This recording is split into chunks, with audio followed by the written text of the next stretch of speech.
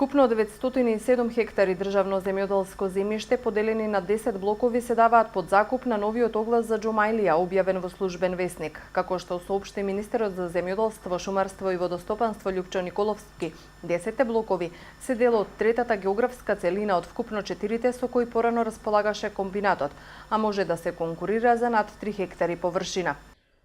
Лоциравме околу 11.000 хектари слободна земјоделска површина, која што е оформена во блокови и целосно исчистена од секакви процедури и кои што во наредните неколку месеци низ владината постапка исто така ќе бидат објавени на огласи до 3 хектари, но и на огласи на 3 хектари. Мотивиравме во овој период домашни и странски компании кои што се заинтересирани за изградба на нови производствени капацитети, за зголемувањето на вкупното земјоделско производство и за инвестиции токму во агросекторот.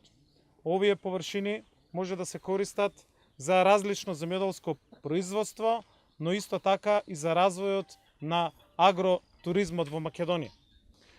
За четвртата целина дополнително ќе се објави оглас за до 3 хектари, односно вкупно ќе бидат огласени околу 600 хектари со цел и помалите земјоделци од овој регион да дојдат до парче земја.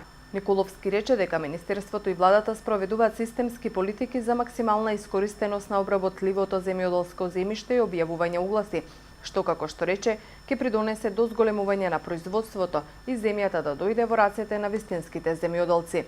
Николовски најави дека на собраниската седница на 2 мај се измените на Законот за консолидација на земјоделското земјиште, кои се важни за укрупнување на истото.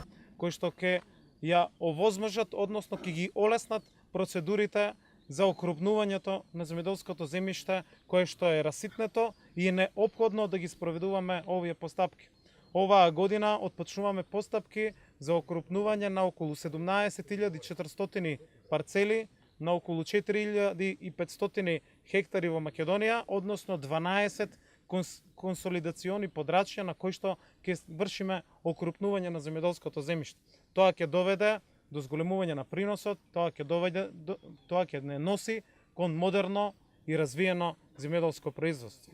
Исто така, владата ја усвои методологијата за продажба на земјоделското земјиште и ги направивме неопходните измени во Законот за продажба на земјоделското земјиште.